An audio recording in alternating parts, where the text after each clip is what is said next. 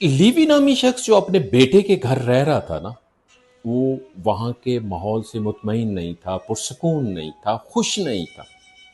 लिहाजा वो अपने वक्त के एक मशहूर फिलोसफर, मशहूर फेमस चाइनीज फिलोसोफर कन्फ्यूशस के पास गया और उसे कहा कि मैं अपने बेटे के घर रहता हूँ, लेकिन मैं खुश नहीं हूँ, मुतमईन नहीं हूँ।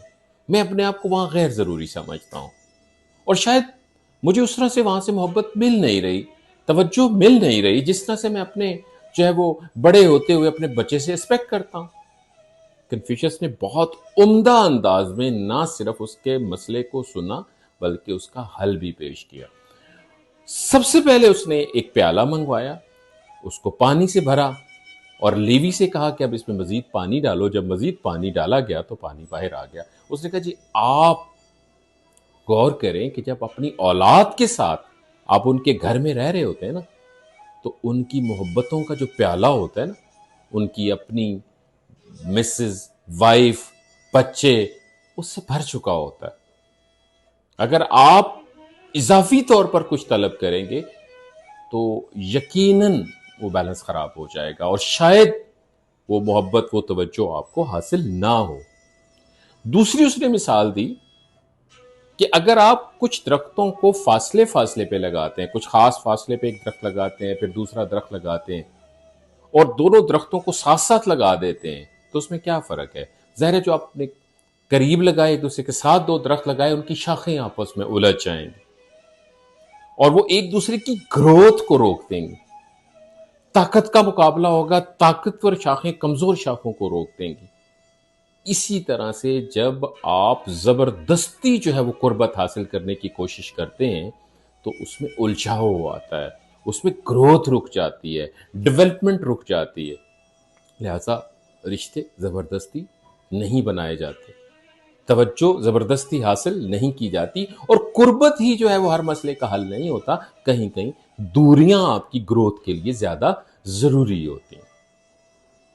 तीसरी उसने मिसाल दी कि जनाब लेवी साहब अपनी मुट्ठी में जो है वो रेत भरें। जब उसने रेत भरी तो उसने कहा अब इसको दबाएं। जब दबाया तो कुछ रेत बाहर चली गई, मुट्ठी से निकल गई, गिर गई। तो उसने कहा बिल्कुल, रिश्ते भी मुट्ठी में भरी हुई रेत की तरह होते हैं। जब आप जबरदस्ती अपनी औलाद को, आगे उनकी औलाद को कंट्रोल करने की कोशिश करेंगे तो मामला आपकी पहुंच से बाहर चला जाएगा। मोहब्बत, तवज्जो कोई जबरदस्ती हासिल होने वाली चीज तो नहीं है। लिवी को ये बातें बहुत अच्छी लगी और उसने कन्फ्यूशस की नसीहत पर अमल करते हुए दोबारा से अपने गांव चला गया। वहां पे एक घर लिया और स्कूल के बच्चों के साथ अपनी एक्टिविटीज को प्लान किया, पौधे लगाना शुरू कर दिए, हर वो काम शुरू किया जिससे उसको खुशी मिले। और इस तरह से जब दूरी आई बच्चों के साथ, पोतों के साथ, तो क्या हुआ कि उसको खत लिखा गया कि जनाब अब्बा जी हम आपका इंतजार कर रहे हैं, काफी अरसे से आप घर नहीं आए। बहुत ज्यादा बेटे के इसरार पर जब वो वापस गया तो उसका बड़ा वालियाना इस्तकबाल हुआ, उसको वेलकम किया गया, उस पर मोहब्बतें जो है निछावर की गई। अब वो सिर्फ लीवी नहीं था, मास्टर लीवी था। लिहाजा इस सारे जो है वो वाक्य को बयान करने का, हिकमत की इस बात को बयान करने का जो है वो मकसद ये है कि मोहब्बत, तवज्जो जबरदस्ती हासिल नहीं होती।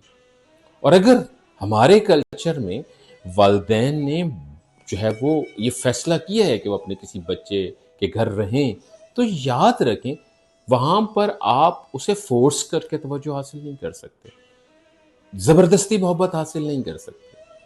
हाँ, एक सूरत हो सकती है कि आप जो है वो मोहब्बत तकसीम करें, मोहब्बतें बांटें, तो उसके नतीजे में शायद आपको उसी तरह की मोहब्बत मिलेगी। क्योंकि हमने हमेशा से सुना लव बिगेट्स लव। अल्लाह ताला हमारे इल्म को अमल से मंसूख कर दे।